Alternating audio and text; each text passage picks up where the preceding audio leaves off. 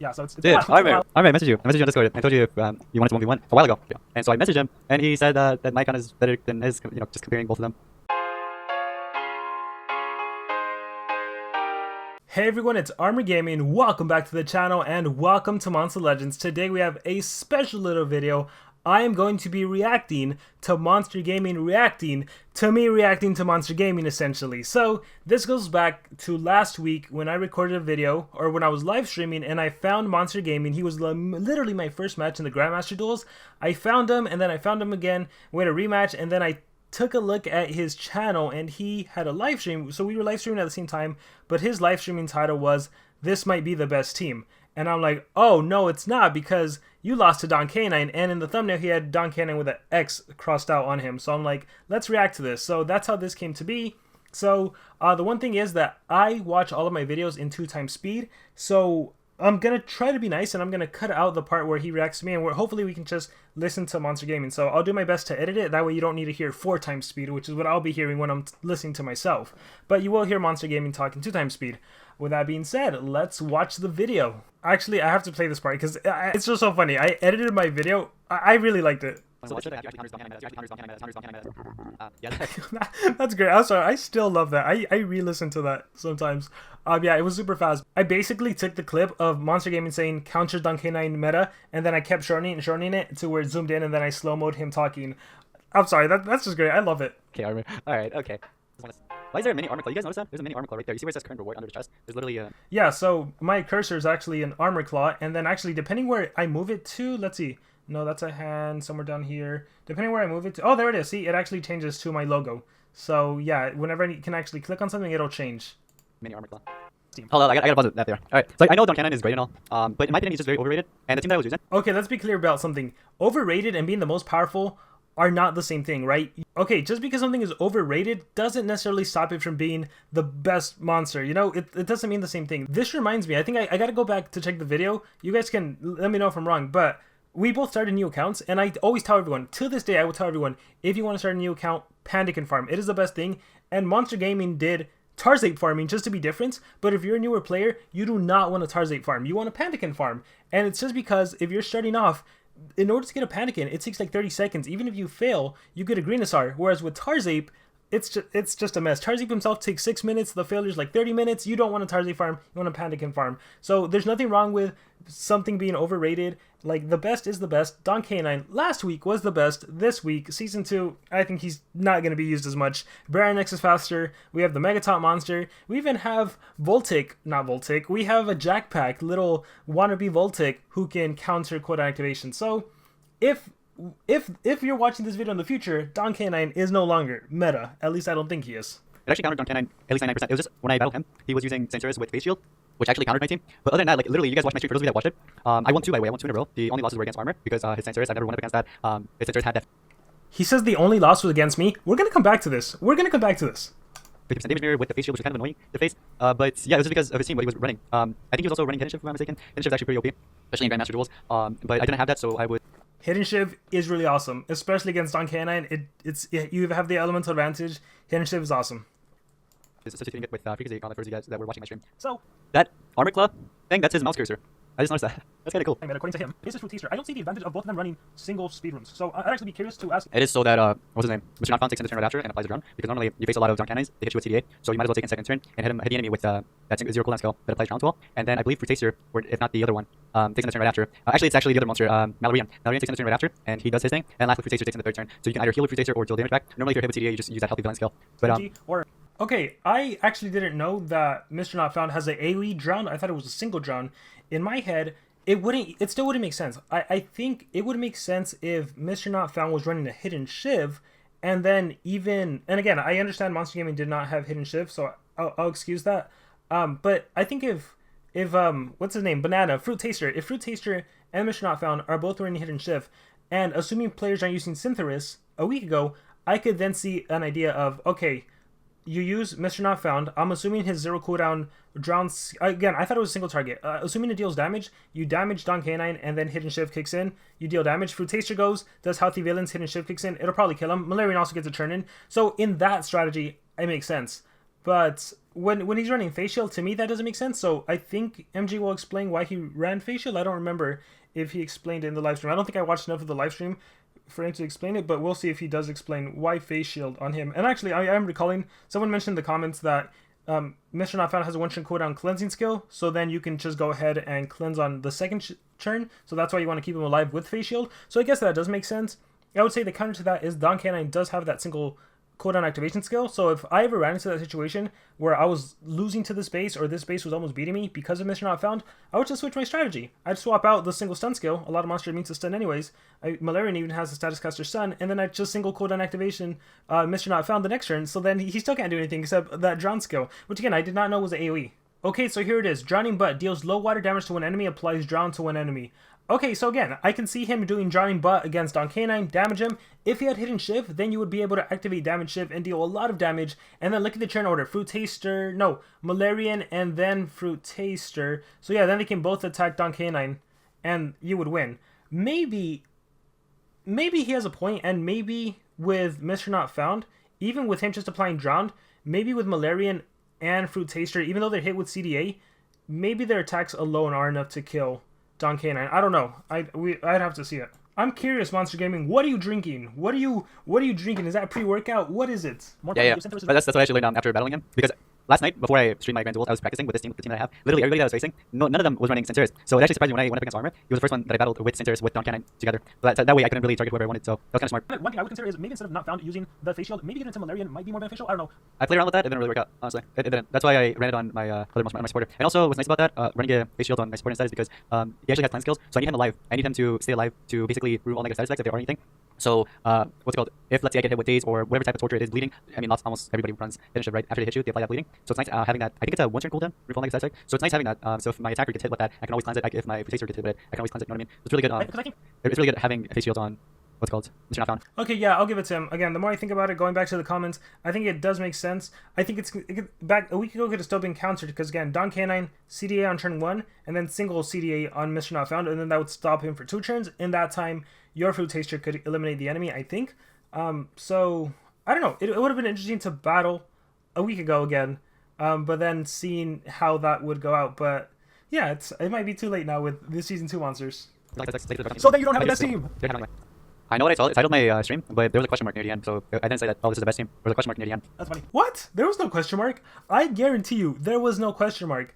The title was something along the lines of, this might be the best team. It was a statement. It was a declarative statement. It was not an interrogative. There was no question mark.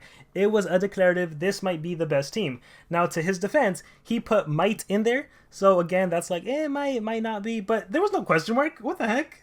Oh my gosh, even worse, he put an exclamation mark. Look, the proof is right there. It's in the title. He put an exclamation mark. But yeah, oh shoot, I thought this whole video was 55 minutes long.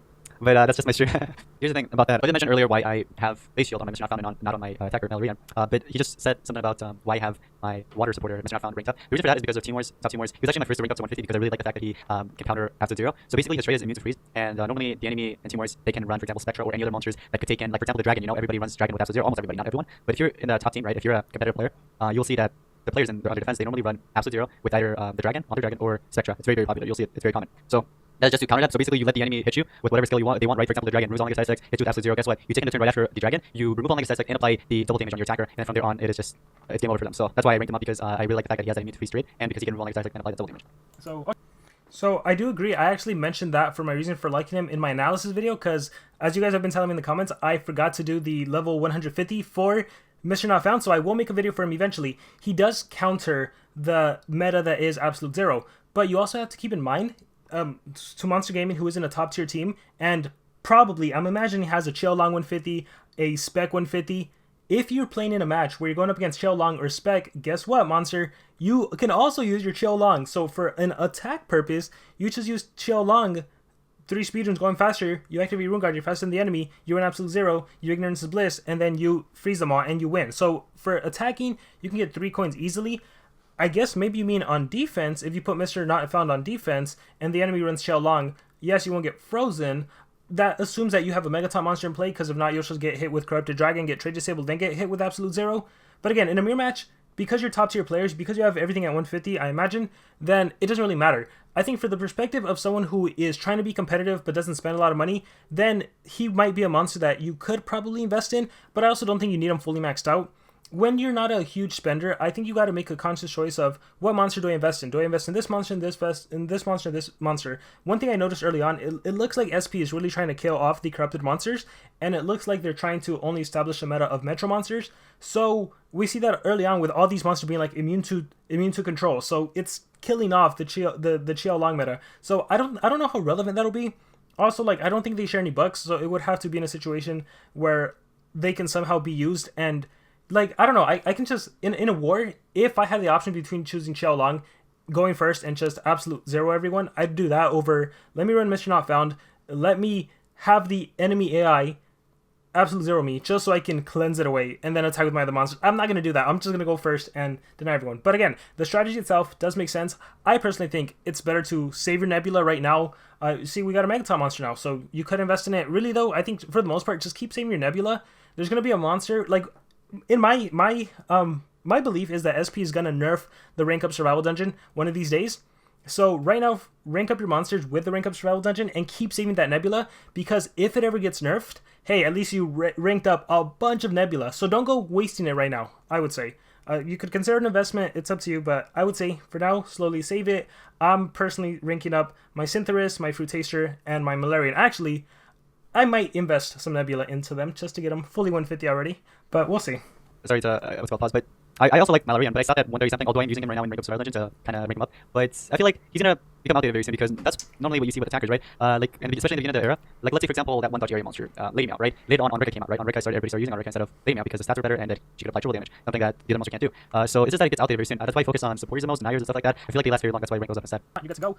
Yeah, I'll agree with them. I think Malarian is also going to be outdated. I think at that time for me, there was no one better to invest in, so I was like, I'll go with Malarian. I like him. He's a strong attacker. I've always been liking in the Magic category. Till this day, I don't have Spec ranked up. So, hey, if I have a 150 Malarian, I'm going to start using him, right? Especially with the Street Talent. So, I do agree, though, with MG. He's going to be outdated. Typically, the monsters you can always rely on are Megatons.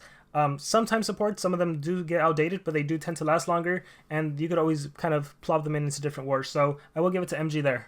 Again, the way MG decided to ruin single speed on Fruit Taster, single speed on Mission Not Found, I'm not understanding it. Yeah, I'm really not understanding it. I don't know if I actually mentioned it earlier. It's so that Mission Not Found takes in the first turn after I get hit with CDA, because normally that's very popular. I hit him with that drown. That's a torture that will deal damage over time, and then right after Malarian gets its turn, hits him Frequency Gauntlet, right, which deals 60k damage, which is actually quite a lot with that Tireless Villain skill. And right after Fruit Taster, because normally what you see is a full speed Dawn Canine with 62 on your side, and you don't really go up against Syntheris as much. I only went up against Armor that he was, I think, the only one in my stream that was running Syntheris, if not someone else was as well. But I didn't see it as much. So basically, after he hits you with CDA, you start targeting whoever you want. For example, if I would have picked Dawn Canine, I would have basically started targeting Dawn Canine. You could actually eliminate Dawn Canine if with the reset that I have on, because the Frequency Gauntlet, 60k, is quite a lot. Yeah, you know what? The more I think about it, I think he might be right. Assuming it's not Syntheris, assuming it's some other attacker, maybe it's a Malarian. I think if he single targets my Dawn Canine, and then Malarian single targets Dawn Canine, and then Fruit Taster single targets Dawn Canine, I think he would die. The Hidden Shift, Frequency Gauntlet, a 20%, and a single target. I don't know how strong Malarian's attack is. And then the Drown, I had life regen, so if I survived even a little bit, the life regen would have saved me more than the Drowned. So I don't know, but I'll take his word for it. If he's battled other Dawn Cannons and beaten them, then yeah, it would make sense. Okay, this is what I said we'd come back to earlier. He said that my base was the only one that he lost to, but look, if we rewind this right here, and we click play, it says 2 defeats. He has 2 defeats. So I wasn't the only one to defeat that team he came up with. I was the second person to defeat him. He only got one win this second time around. I also have to wonder if I would have... Maybe he shouldn't attack me with Malarian. Maybe. Because when he attacked me with Malarian, my facial kicks in. Yeah. Here's the thing. I was going to do that play, but then I read the chat. Kind of... What's it called? Never read the chat. No, I'm just kidding. Yeah, this happens all the time. I 100% agree with Monstergaming. Anytime you read the chat, whatever you were going to do, it completely gets lost. Because you're like, wait, I forgot about the battle. It happens to me so many times. It was like in my mind, but then after I read some chat, right, because I was basically multitasking, and normally when you stream and you do something like that, you end up forgetting what you were about to do. Like, normally that... 100%. That's what happens if any of you guys make videos or streams and stuff like that. Gotta think outside the box, and always attack. But yeah, I wanted to do this since I have literally not played with MG in a long, long time. Yeah, so it's Dude, alright, I messaged you. I messaged you on Discord. I told you if you wanted to 1v1 a while ago.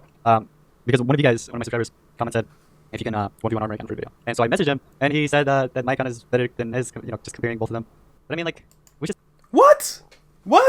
Still do it for the content. Who cares if my icon is better or if your icon's better? I mean, back then, remember back in Legendary days, not even when mythics were out, we battled even though my icon sucked. And then when I saw... What? What? Okay, hold on. MG's calling me out. Okay, so I had to check this because I thought he was referring to, so right after I reacted to the video, I talked to him and we talked for a little bit. He's like, hey, we should do a video, and I said I'd get back to him. I thought he was talking about that, but then I looked in our Discord message history, and yeah, he actually did tell me that he wanted to battle. Here, let me show you. So on May 4th, he sent me a message from a comment that said, you should do a video where you battle ArmorGaming, especially that you have gotten insane with your monsters. And then I replied, it'd be like a level 1 taking on level 100. I think Monstergaming misunderstood me.